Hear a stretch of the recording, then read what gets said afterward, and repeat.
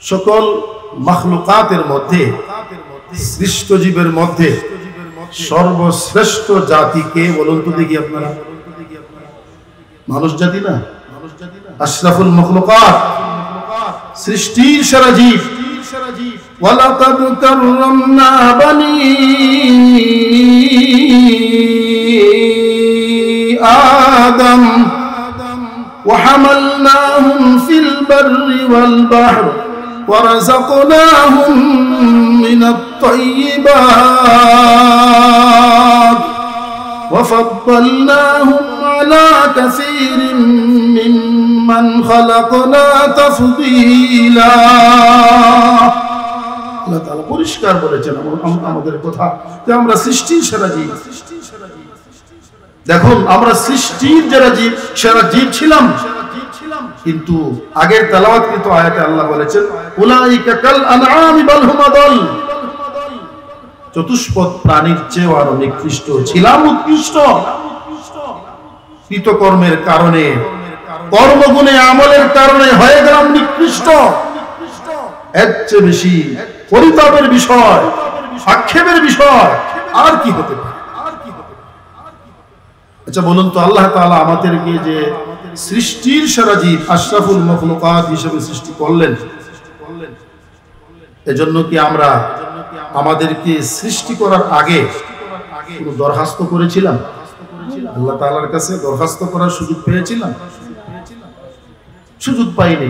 আমরা সেই দরখাস্ত করিও নি, লিখিত আবেদনও করিনি, মৌখিকভাবে করার সুযোগ পাইনি। তাহলে আল্লাহ তাআলা আমাদেরকে যে সৃষ্টির সেরা জীব বানাইলেন, নিজ দয়া গুণে, মেহেরবানি করে, দয়া করে, মায়া করে, যত্ন সহকারে আমাদেরকে সৃষ্টির সেরা জীব বানাইলেন। কিন্তু আমাদের আমলের কারণে আমাদের অবস্থা এখন আমরা নিকৃষ্ট। ওয়াজ নসিহতে আসতে আমাদের মনে চায় না। মাহতারাম হাজিরিন, আমি আপনাদের সামনে যে আয়াত তেলাওয়াত করেছি, আল্লাহ পাক রব্বুল আলামিন ফরমান ওয়াযাক্কির ফাইন্নায-যিকরা তানফাউল মুমিনিন। হে নবী মুহাম্মদুর রাসূলুল্লাহ সাল্লাল্লাহু আলাইহি ওয়াসাল্লাম, আপনি মানুষদেরকে বোঝাতে থাকুন, নসিহত করতে থাকুন। কারণ ওয়াজ নসিহতের দ্বারা মানুষের ফায়দা হয়, ঈমানদারদের ফায়দা হয়, লাভ হয়। আল্লাহ তাআলা বলতেছেন যে ওয়াজ নসিহতের দ্বারা আমাদের লাভ হয়, ফায়দা হয়। এই কারণেই ওয়াজ মাহফিল, তাফসীরুল মাহফিল, তাফসীরুল কুরআন মাহফিল।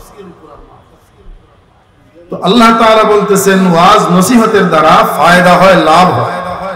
বলুন তো, এখন যদি কেউ বলেন, মন্তব্য করেন, বিবৃতি দেন, এত ওয়াজ নসিহত, এত ওয়াজ মাহফিল, এত তাফসীর মাহফিল, কি দরকার? বলুন তো, যারা এরকম বলেন, মন্তব্য করেন, তাদের এই বলা কথা, মন্তব্য করা কথা, এটা সঠিক হলো না বেঠিক হলো? এটা সত্য হলো না অসত্য হলো? আল্লাহ তাআলা বলতেছেন লাভ হয়, তারা বলতেছে কি লাভ? তার মানে লাভ হয় না। অথচ ওয়াজ নসিহত যেই পরিমাণ হচ্ছে, এর চেয়েও আরো বেশি হওয়া উচিত। কারণ এই পরিমাণ ওয়াজ নসিহতের দ্বারা আমরা সঠিক পথে আসছি না, আসতে পারছি না। এতে বোঝা যায় এখনো ত্রুটি আছে, এখনো কমতি আছে। নতুবা এত ওয়াজ নসিহত আমরা শুনি, মানি না কেন? কেন মানতেছি না? তার মানে হচ্ছে যে আসলেই আমরা যে বলি যে বেশি হচ্ছে না, আসলে বেশি হচ্ছে না, আরো বেশি হওয়া উচিত। তখন বারবার আমরা শুনবো। আইয়ুবী সাহেব বলেছেন বয়ানের শুরুতে, ইদা তাকাররারা তাকাররারা, বারবার যখন আমরা আলোচনা করব, তখন আমাদের অন্তরে কথাগুলো বসবে, আস্তে আস্তে বসবে, হঠাৎ আমলের তৌফিক হয়ে যাবে। এজন্য যেখানেই ওয়াজ নসিহত হবে, কে বয়ান করতেছেন, এত বেশি অনুসন্ধানের প্রয়োজন নেই। হ্যাঁ, কথাগুলো যা বলা হচ্ছে সঠিক কিনা এটা বিবেচনায় নিয়ে আসা হচ্ছে। কথা যদি ভালো হয়, সুন্দর হয়, কোরআন হাদিস সম্মত হয়, গঠনমূলক হয়, যে কোনো হুজুর ওয়াজ করুক, যে কোনো ভাই আমার সামনে কথা বলুক, আমি শুনবো। কারণ শোনার মধ্যে ফায়দা, লাভ।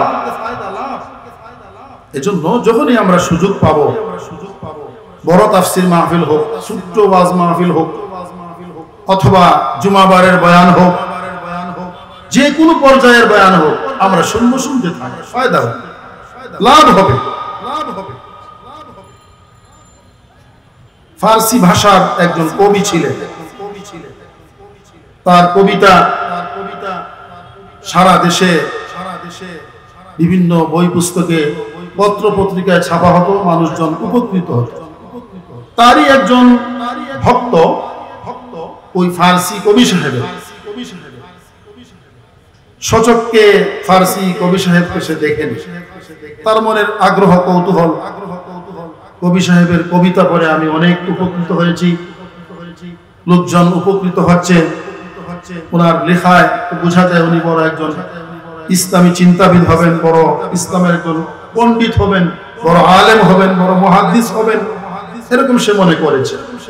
মনে করে সুদূর রাস্তা পাড়ি দিয়ে ওই ফার্সি ভাষার কবি সাহেবের বাড়িতে অনুসন্ধান করতে করতে শেষ পর্যন্ত পাওয়া গেল ফার্সি কবিকে। উনি তার বাড়ির আঙ্গিনায় একটা গাছের নিচে চেয়ারে বসা আছে। দূর থেকে একজন রাহবার, পথ প্রদর্শক বলে দিলেন যে উনি ওই যে চেয়ারে বসা, উনি কবি সাহেব। আস্তে আস্তে আস্তে আস্তে কবি সাহেবের দিকে আগন্তুক মুসাফির অগ্রসর হলেন। তার সাথে সাক্ষাৎ করবেন, কুশলাদি বিনিময় হবে, উপকৃত হবেন সরাসরি। কিন্তু আফসোসের বিষয় হলো কি, উনি আরেকটু কাছে যাওয়ার পর দেখলেন যে একজন মানুষ তার দাড়ি মুন্ডাইতেছে, মুখ শেভ করতেছে। আগন্তুক ব্যক্তি হতবাক হয়ে গেল, হতভম্ব হয়ে গেল, কি ব্যাপার, আমি কাকে দেখতে এলাম? যার কবিতা পড়ে আমি নিজে মানুষ হয়েছি, নিজে এখন 5 ওয়াক্ত নামাজ আদায় করি, ইসলামের পরিপূর্ণ বিধান পালনের চেষ্টা করি, ওই কবি সাহেব দাড়ি মুন্ডাচ্ছেন? কি আশ্চর্য, কেমন কথা! সালাম, মুসাফাহা, কুশলাদি বিনিময়ের পর আগন্তুক মুসাফির উনি আর সহ্য করতে পারে নাই, প্রশ্ন করে ফেলেছেন, কি ব্যাপার আগা রেশমি তরাশি? কি কবি সাহেব, আপনি কি দাড়ি মুন্ডাচ্ছেন? তো এরা তো আর প্রশ্ন করতে হবে না, দেখা যাচ্ছে দাড়ি মুন্ডাচ্ছে। তার মানে হচ্ছে যে আপনি কেন দাড়ি মুন্ডাচ্ছেন? আপনি এত বড় একজন জ্ঞানী, আমি তো আপনাকে বড় আলিম মনে করে এসেছি, আপনি দাড়ি মুন্ডাচ্ছেন, আগা রেশমি তরাশি? কবি সাহেব জবাব দিলেন, রেশমি তরাশম ওয়ালাকিন দিলে কাছে নমি খরাশম। ঠিকই ভাই, আগন্তুক ভক্ত মুসাফির, আমি দাড়ি মুন্ডাচ্ছি ঠিক, কিন্তু কোন মানুষের মনে আমি কষ্ট দেই না। মানে ওই যে অনেক মানুষের সামনে আগন্তুক ব্যক্তি কবি সাহেবকে আগা রেশমি তরাশি বলে লজ্জা দিল, উনি কষ্ট পাইছেন কবি সাহেব। এই জন্য বলতেছেন যে আমি দাড়ি মুন্ডাচ্ছি ঠিক, এতে তো কারো মনে কষ্ট হচ্ছে না, কিন্তু তুমি আগা রেশমি তরাশি বলে আমাকে কষ্ট দেন। যেমন কবি সাহেব তেমন তার ভক্ত, সাথে সাথে ভক্তের পক্ষ থেকে জবাব, আরে ভাই, দিলে রাসূলুল্লাহ সাল্লাল্লাহু আলাইহি ওয়াসাল্লাম মি খরাশি, তুমি বলছো দাড়ি মুন্ডাচ্ছ ঠিক, তুমি কোন মানুষের মনে কষ্ট দাও না। তুমি কি জানো এই দাড়ি মুন্ডানোর কারণে কার মনে আঘাত লাগতেছে? তুমি কি জানো যে ইসলামের জন্য, দ্বীনের জন্য, কোরআনের জন্য, হাদিসের জন্য, সুন্নাহর জন্য প্রিয় নবী মুহাম্মদুর রাসূলুল্লাহ সাল্লাল্লাহু আলাইহি ওয়াসাল্লাম সারা জীবন কষ্ট করলেন। কর দিয়া জঙ্গে উহুদ মে মুস্তাফা দন্দা শহীদ, কর দিয়া জঙ্গে উহুদ মে মুস্তাফা দন্দা শহীদ, ये तरीक़त ये शरीयत हमको मिलने के लिए ये तरीक़त ये शरीयत हमको मिलने के लिए हक़ ताला दिल हमारा आज़माने के लिए हक़ ताला दिल हमारा आज़माने के लिए ये यहूदी को दिया हमको सताने के लिए ये नसारा को दिया हमको सताने के लिए कर दिया जंगे उहुद में मुस्तफा दंदा शहीद ये तरीक़त ये शरीयत हमको मिलने के लिए अरे नाना जी की दिन बचाने के लिए हजरत हुसैन नाना जी की दिन बचाने के लिए हजरत हुसैन कट दिया सर करबला कट दिया सर करबला में दिन बचाने के लिए कट दिया सर करबला में दिन बचाने के लिए रहनुमाए आलम इस्लाम फख्रे एशिया रहनुमाए आलम इस्लाम फख्रे एशिया यानी मौलाना हुसैन अहमद असीरे माल्टा यानी मौलाना हुसैन अहमद असीरे माल्टा